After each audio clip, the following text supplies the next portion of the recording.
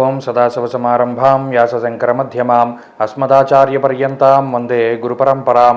జ్యోతిషశాస్త్రాన్ని భావితరాల వారికి ప్రసాదించిన ఋషుల యొక్క పాదపద్మాలకి నమస్కారం చేసుకుంటూ, అలాగే నాకు ఈ జ్యోతిష విద్యను నేర్పిన గురువర్యులు జ్యోతిష బ్రహ్మ కీర్తిశేషులు శ్రీ ఈరంకి సూర్యనారాయణమూర్తి గారు సూర్యశ్రీ దైవజ్ఞ గారి యొక్క పాదపద్మాలకి నమస్కారం చేసుకుంటూ, ఓం శ్రీ మహాగణాధిపతి నమః, శ్రీ గురుభ్యో నమః, హరి ఓం.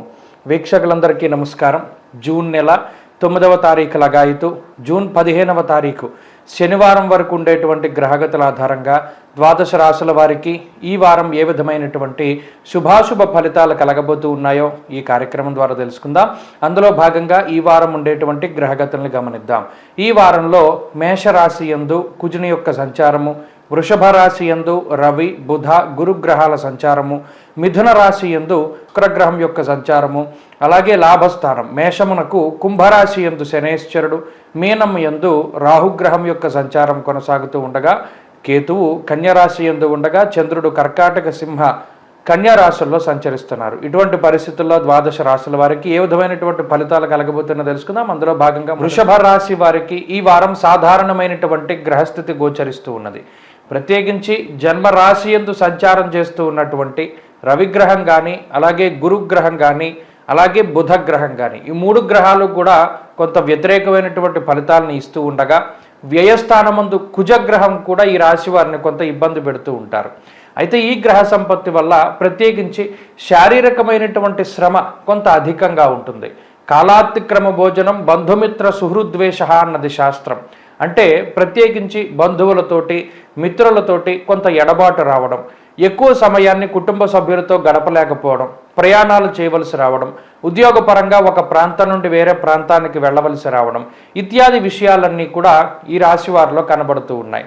అలాగే ఆర్థికపరమైనటువంటి అంశాలను చూసినప్పుడు శుక్రుడు 2వ స్థానమందు, లాభస్థానమందు రాహుగ్రహం ఈ రాశి వారికి అనుకూలిస్తూ ఉండడం వల్ల ఆర్థికమైనటువంటి లోటు కానీ ఆర్థిక ఇబ్బందులు కానీ ఈ రాశి వారికి ఉండవు.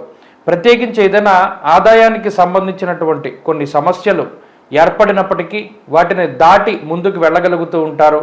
ఆదాయ మార్గాలు పెంచుకునేటువంటి ప్రయత్నాలు, అలాగే గతంలో చేసినటువంటి అప్పులను తీర్చేటువంటి ప్రయత్నాలు ఇవన్నీ కూడా చక్కగా ముందుకు సాగడానికి అవకాశం ఉంటుంది. కుటుంబ సంబంధమైనటువంటి విషయాలను పరిశీలన చేసినప్పుడు కుటుంబ సభ్యులతోటి సఖ్యత బాగుగానే ఉంటుంది.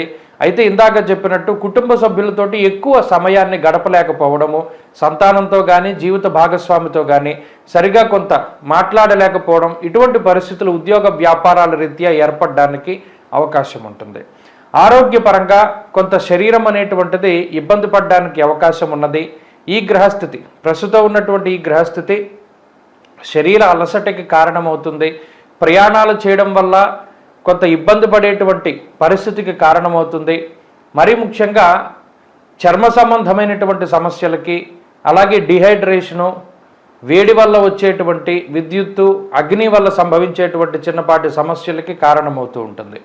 ఉద్యోగపరంగా వ్యాపారపరంగా వృషభ రాశి వారికి ఈ వారం చాలా సానుకూలమైనటువంటి పరిస్థితులు ఉన్నాయి.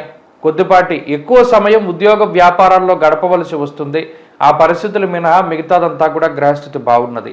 విద్యార్థులకి గ్రహగతులు చాలా అనుకూలంగా ఉన్నాయి. దూర విద్య, విదేశీ విద్య, పోటీ పరీక్షలు, మౌఖిక పరీక్షల్లో మంచి విజయాన్ని సాధించడానికి ఈ గ్రహస్థితి ప్రోత్సహిస్తూ ఉంటుంది.